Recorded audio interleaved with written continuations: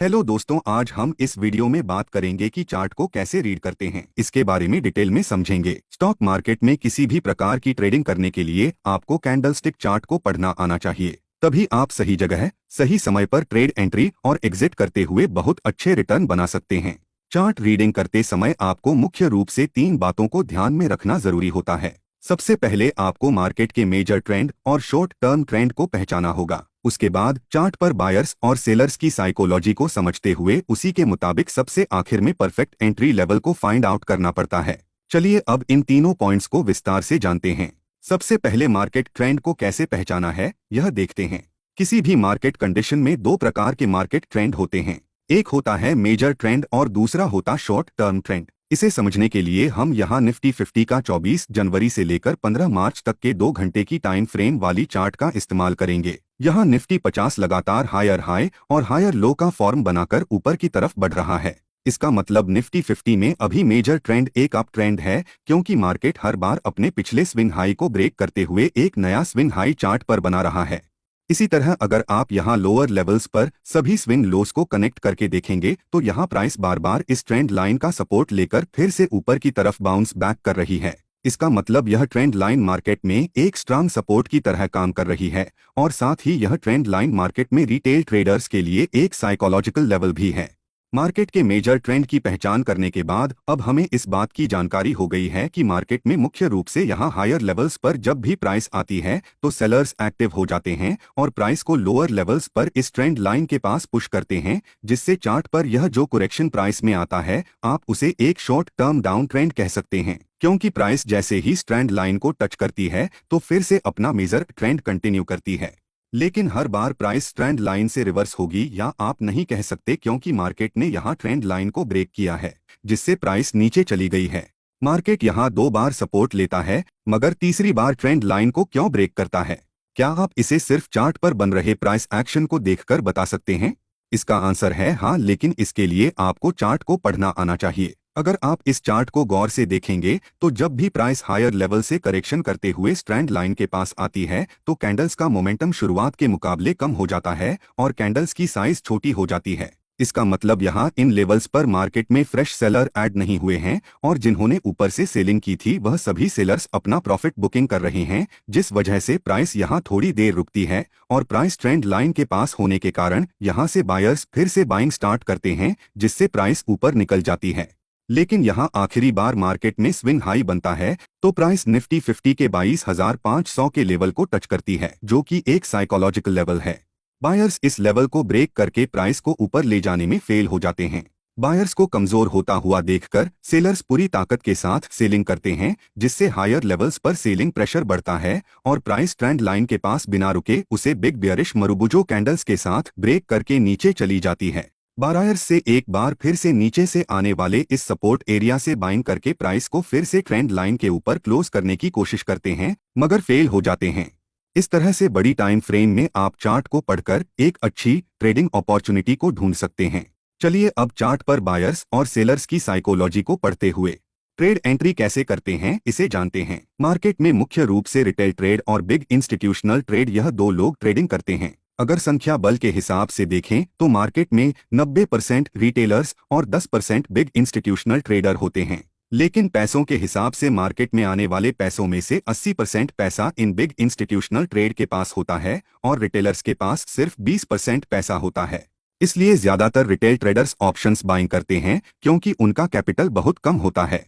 लेकिन big institutional traders के पास capital की कोई कमी नहीं होती, इसलिए वह ऑप्शन सेलिंग में अपनी पोजीशंस बनाते हैं। साथ ही ऑप्शन बाइंग के मुकाबले ऑप्शन सेलिंग में कम रिस्क होती है। इसलिए अगर आपको ऑप्शन ट्रेडिंग में प्रॉफिटेबल बनना है तो किसी भी चार्ट को ऑप्शन बायर्स के नजरिए से ना देखते हुए एक ऑप्शन सेलर्स की नजर से देखना पड़ेगा, तभी आप उनकी चाल को पकड़ सकेंगे। यह बैंक निफ्टी का 13 मार्च का 5 मिनट टाइम फ्रेम का चार्ट है। यहाँ मार्केट ओपन होते ही धीरे धीरे नीचे आता है, लेकिन लोअर लेवल्स पर प्रीवियस डे के सपोर्ट एरिया में प्राइस आने के कारण बायर्स बाइंग करते हैं, जिससे चार्ट पर एक स्ट्रांग बुलिश मरूबुजो कैंडल बनती है और प्राइस ऊपर निकल जाती है।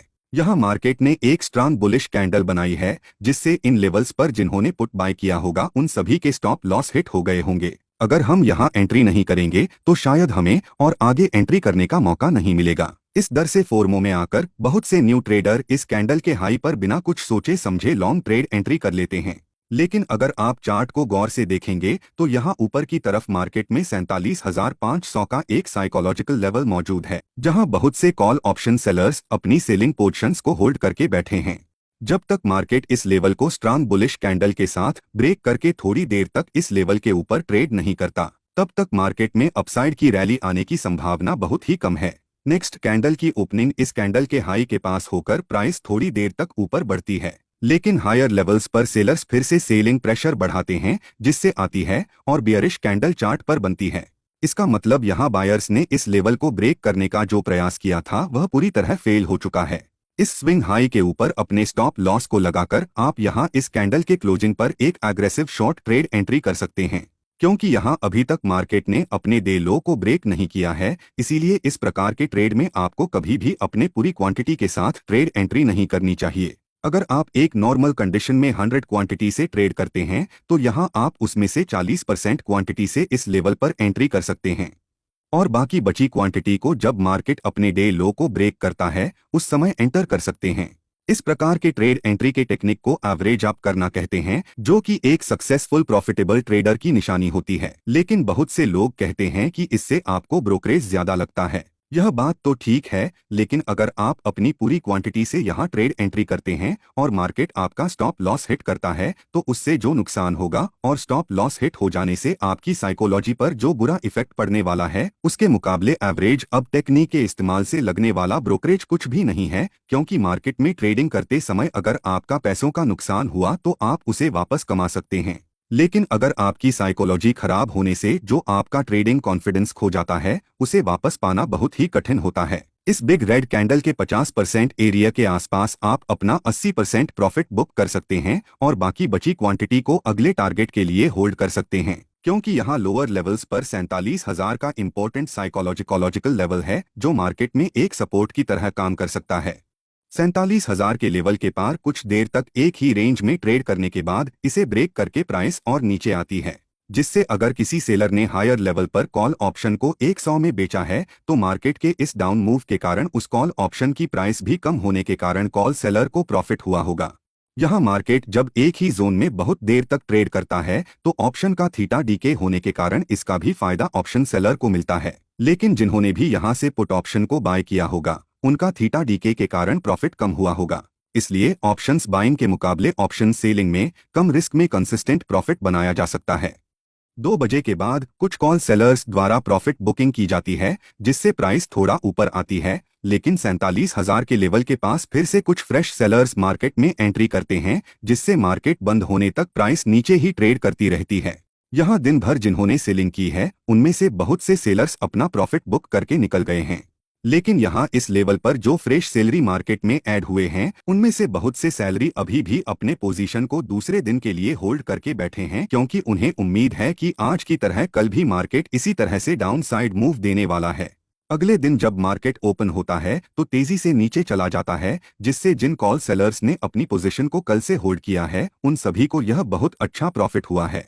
लेकिन कल इस पॉइंट पर जिस कॉल ऑप्शन का प्रीमियम 100 रुपीज था अब वह घटकर सिर्फ 33 रुपये रह गया है, क्योंकि मार्केट लगातार एक ही दिशा में नीचे आ रहा है, जिससे सभी कॉल ऑप्शंस के प्रीमियम अब कम हो चुके हैं, जिस कारण अगर फ्रेश सेलर्स इस 33 रुपये के प्रीमियम को अगर यहां से सेल करेंगे तो उन्हें ज्यादा प्रॉफिट नहीं होगा। लोअर लेवल्स पर किसी भी रिटेल ट्रेड ने बाइंग नहीं की है, इस वजह से उनके स्टॉप लॉस भी यहाँ मौजूद नहीं है। उसी तरह यहाँ 46,500 का एक स्ट्रांग साइकोलॉजिक लेवल नीचे की तरफ मौजूद है, इसीलिए जो ट्रेडर ऊपर से कॉल सेल करके बैठे थे वह सभी अपना प्रॉफिट बुक करने लगते हैं, जिससे मार्केट धीरे धीरे ऊपर की तरफ बढ़ने लगता है। इस वजह मार्केट इस बियरिश मास्टर कैंडल की रेंज में ट्रेड करता है। अगर आपने हमारे शॉर्ट वीडियो देखे होंगे तो हमने एक शॉर्ट वीडियो में इसी तरह की बियरिश मास्टर कैंडल के बारे में बताया है।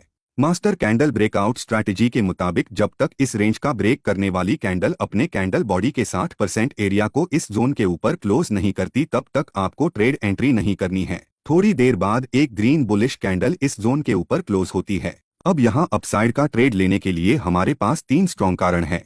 नंबर 1, मार्केट कल से एक ही दिशा में ट्रेड करते हुए लगभग 800 पॉइंट नीचे आया है। जिससे जिन्होंने भी हायर लेवल्स पर सेलिंग की होगी वह अगर मार्केट यहां से ऊपर निकलने की कोशिश करेगा तो पैनिक में आकर अपना प्रॉफिट बुक करेंगे, जिस कारण मार्केट ऊपर की तरफ निकल सकता है। नंबर 2, यहाँ लोअर लेवल्स के मुकाबले ऊपर की तरफ स्टॉप लॉस की संख्या ज्यादा है, इसलिए मार्केट इन स्टॉप लॉस को हिट करने के बाद अपना प्रीवियस ट्रेंड कंटिन्यू कर सकता है। नंबर 3, यहाँ मार्केट ने इस बियरिश मास्टर कैंडल रेंज को एक स्ट्रांग बुलिश कैंडल के साथ ब्रेक किया है, जिस वजह से हम छोटे स्टॉप लॉस के साथ यहाँ लॉन्ग ट्रेड में एंट्री कर सकते हैं। हमारे लॉन्ग ट्रेड एंट्री करने के बाद प्राइस धीरे धीरे ऊपर बढ़ते हुए हमारे टारगेट को हिट करती है। इसी प्रकार से आपको अगर किसी भी ट्रेड में एंट्री करनी है तो आपकी एंट्री करने के पीछे क्या कारण है इसकी जानकारी आपको होनी चाहिए, जिससे ट्रेड एंट्री करते समय आपको कॉन्फिडेंस आएगा और आप अपने टारगेट तक उसे ट्रेड को होल्ड कर सकेंगे। अगर इसी तरह चार्ट रीडिंग के बारे में आपको और वीडियो चाहिए तो कृपया कमेंट में बताएं।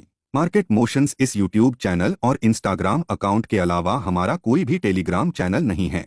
अगर आपको हमारा यह वीडियो अच्छा लगा तो वीडियो को लाइक और चैनल को सब्सक्राइब जरूर करें। धन्यवाद।